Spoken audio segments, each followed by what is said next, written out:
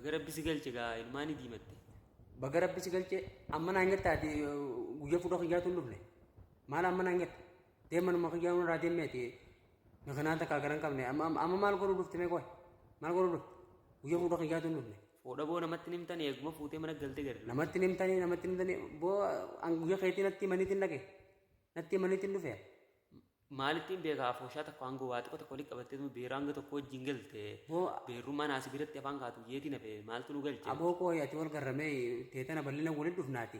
Hedduummaa nama kana keessatti akkatti na dubbisuun barbaadin bal'ina waliin dhufna.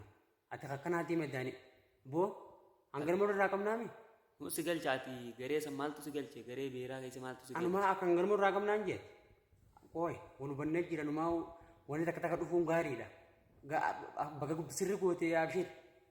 Wal garra. Nufi guliyeet jaruma san immaa kan nuti maal nu biraa maal gootaan.